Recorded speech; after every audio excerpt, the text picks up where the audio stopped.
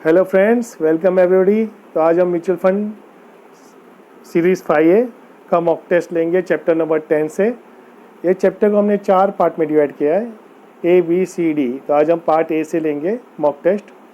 तो शुरू करने से पहले आपसे रिक्वेस्ट है कि अगर आपने ये चैनल सब्सक्राइब नहीं किया है तो प्लीज़ इसे आप सब्सक्राइब कर लीजिए, ताकि आपको mutual fund and other financial product related video आपको ऐसे ही मिलती रहे। तो चलो शुरू करते हैं फर्स्ट क्वेश्चन से। Fund manager manages some part of risk, whereas the sum of the other are controlled due to structure of mutual fund. True or false? The correct answer is true. Next question. Which of the following are true? Fundamental analysis is study of business and financial statement of a firm. और second option है technical analysis is a study of price behavior of a share over a period of time throw up a trend for the future direction of the price. तो दोनों ही answer सही है। Fundamental analysis is a study of financial statement, जो company कितना profit करती है, कितना loss करती है, बुक वैल्यू क्या है, पी रेशियो क्या है, इससे ये सब फंडामेंटल एनालिसिस में आता है। टेक्निकल एनालिसिस क्या है कि अभी सपोर्ट प्राइस का चार्ट रहता है, उसमें सपोर्ट क्या है, रेजिस्टेंस क्या है, मूविंग एवरेज क्या है, ये सब टेक्निकल एनालिसिस के सब्जेक्ट है। तो दोनों ही आंसर सही है। Next question. EPS is equal to net profit after tax divided by, अभी दो ऑप्शन दिए हैं यहाँ पे, number of equity share outstanding, number of equity share. जो करेक्ट आंसर है number of equity share outstanding. जो एट प्रेजेंट कितने शेयर आउटस्टैंडिंग है उससे प्रॉफिट से, उसको प्रॉफिट से उससे डिवाइड किया जाता है।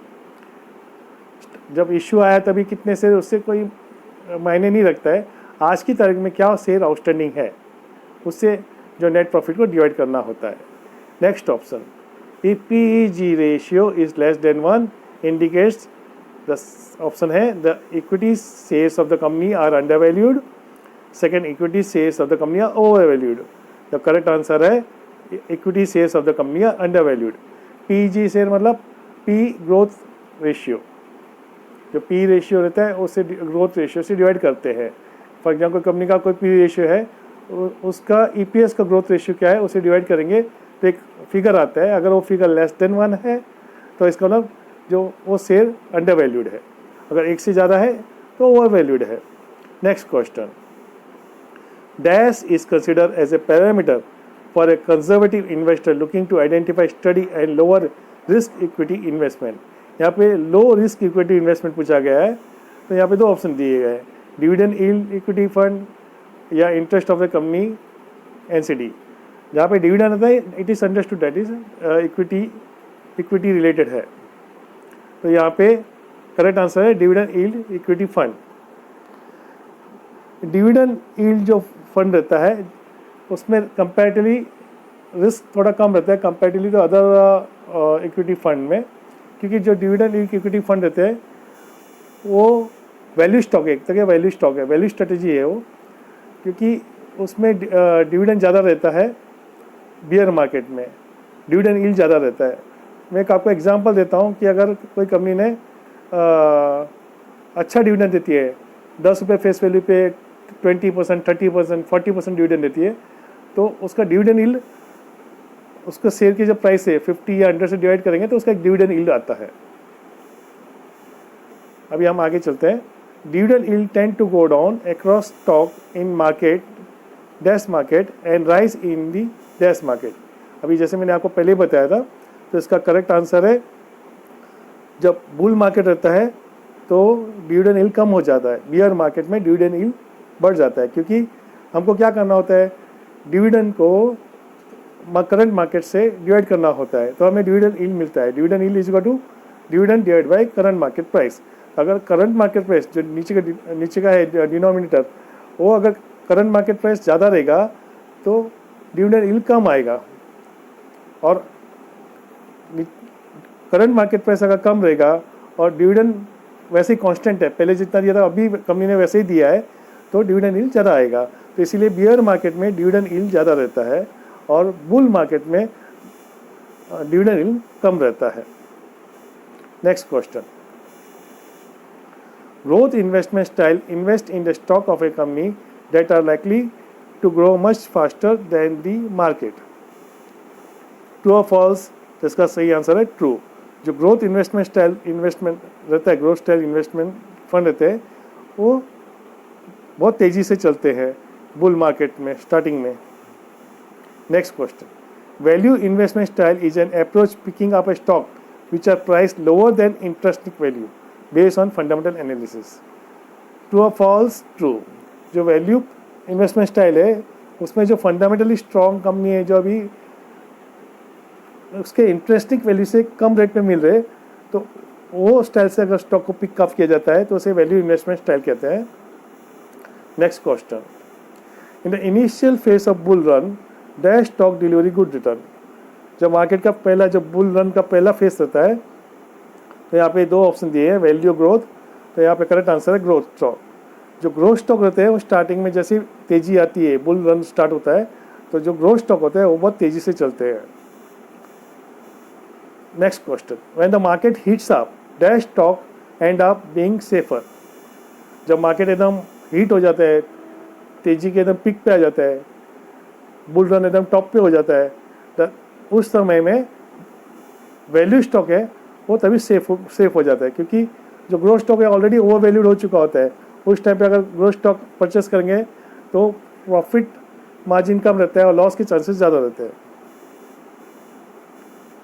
Next question, in top down approach the portfolio manager evaluates the impact of economic factor first. True और फॉल्स? तो इसका करेक्ट आंसर है ट्रू। जो दो तरह के अप्रोच होते हैं, top down and down to top approach. Top approach में इकोनॉमिक की स्टडी की जाती है, उसके बाद में सेक्टर की, उसके बाद में कौन से सेक्टर सेलेक्ट करना है उस पर स्टडी होता है। तो इकोनॉमिक भी दो टाइप होते हैं, micro economic and macro economic. Micro एक इंडिविजुअल या कुछ फर्म की स्टडी होती है और मैक्रो पूरी कंट्री की इकोनॉमिक की स्टडी होता है। तो फंड मैनेजर मैक्रो इकोनॉमिक को स्टडी करता है, फिर आगे जाके वो सेक्टर सिलेक्ट करता है, फिर उसके बाद स्टॉक सिलेक्ट करता है। तो एक टॉप डाउन अप्रोच हो गया। Next question, a dash approach on other hand analysis the company specific factor first and then evaluate the industry factors and finally macro economic scenario. तो यहाँ पे द करेक्ट आंसर है bottom up. Bottom up में क्या होता है, fund manager पहले कोई अच्छी कंपनी के शेयर सिलेक्ट करेगा, फिर वो देखेगा कि ये सेक्टर तो अच्छा है ना जिस कंपनी का मैंने शेयर सिलेक्ट किया, उसके बाद में वो मैक्रो इकोनॉमिक को स्टडी करेगा, तो इसे बॉटम अप कहते हैं। Next question, which are true in following? Top down approach minimize the chance of being stuck with large exposure to poor stock. Bottom up approach ensure that a good stock is picked up even if belongs to sector that is not so good.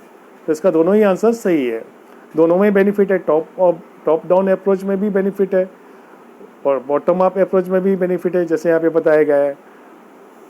Top down से study से एक poor sector में exposure होने से बचा जा सकता है, बॉटम अप अप्रोच से एक अच्छा स्टॉक सिलेक्ट किया जा सकता है। तो दोनों के अपने अपने फ़ायदे हैं। Next question, in debt scheme the pre-specified period is called tenor. At the end of tenor the security are said to be, answer है मैच्योर पीरियड और बिगनिंग पीरियड। ये मैच्योर पीरियड हो गया। एक टेनर जब खत्म होने का होता है तो सिक्योरिटी मैच्योर रहती है, मैच्योरिटी टाइम आ जाता है उसका। Next question, money market security mature with in dash year. जो मनी मार्केट सिक्योरिटी ऑप्शन है 1 या 5, तो करेक्ट आंसर है 1 ईयर। मनी मार्केट सिक्योरिटी का इसमें रिस्क बहुत कम रहता है क्योंकि एक साल में मैच्योर हो जाती है। Next question, treasury bill are short term debt instrument issue by the dash on behalf of the government of India. तो आंसर है आरबीआई और एसबीआई। तो करेक्ट आंसर है आरबीआई। ट्रेजरी बिल उससे भी कम रिस्क रहता है, मनी मार्केट से भी। तो ट्रेजरी बिल आरबीआई इशू करती है। Next question, commercial paper are short term security for 7 days to 1 year issue by, option है कंपनीज आरबीआई। तो करेक्ट आंसर है कंपनीज। कमर्शियल पेपर है वो कंपनी द्वारा इशू की जाती है, उसकी मैच्योरिटी 7 दिन से लेकर 1 साल के अंदर होती है। Next question, dash are issued by the government and public sector company. Answer है बॉन्ड्स डिवेंचर। तो करेक्ट आंसर है बॉन्ड्स। जो बॉन्ड रहते हैं वो गवर्नमेंट इशू करती है या पब्लिक सेक्टर कंपनी इशू करती है। अब डिबेंचर कौन करता है, नेक्स्ट क्वेश्चन में हम देखते हैं। Dash are issued by private sector company, bonds and debenture, तो करेक्ट आंसर है डिबेंचर। जो प्राइवेट सेक्टर कंपनी है वो जो फिक्स इनकम इंस्ट्रूमेंट इश्यू करती है उसे डिबेंचर करते हैं, और जो गवर्नमेंट कंपनी या गवर्नमेंट सेक्टर कंपनी इशू करती है इसे बॉन्ड कहते हैं। चीज़ वही है, लेकिन इसका डेफिनेशन बदल जाता है फिक्स इंस्ट्रूमेंट का, डिपेंडिंग अपॉन द इश्यूअर, कौन इश्यू करता है। अगर गवर्नमेंट करती है तो बॉन्ड, और प्राइवेट कंपनी करती है तो debenture. Next question, last question है ये। The mutual fund scheme can invest in derivative product in accordance with, अब यहाँ पे ऑप्शन दिया है AMC सोल डिसीजन, और नेक्स्ट क्वेश्चन है to the extent permitted by the SEBI MF guideline and RBI and by the RBI। तो correct answer है to the extent permitted by the SEBI mutual fund guideline and by RBI। जी, तो अभी हम यहाँ पे हमने पार्ट चैप्टर नंबर 10 के पार्ट ए के क्वेश्चन सभी सॉल्व किए। अभी हम इसे सबमिट करके देखते हैं कि हमारे कितने क्वेश्चन सही गए। लेट्स सी, अभी हम व्यू स्कोर पे जाते हैं, देखते हैं।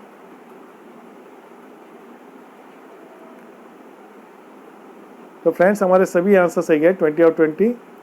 तो मैं उम्मीद करता हूँ कि आपको ये वीडियो अच्छा लगा रहेगा और ये आपको हेल्पफुल रहेगा NISM एग्ज़ाम में अपेयर करने के लिए, और जो इन्वेस्टर है उसे भी ये हेल्पफुल है एक डीप नॉलेज गेन करने के लिए म्यूचुअल फंड के बारे में। तो दोनों के लिए ही यूज़फुल है, investor as well as the candidate desiring to appear in NISM exam. So thank you very much. If you like this video, please subscribe it. Once again, thank you.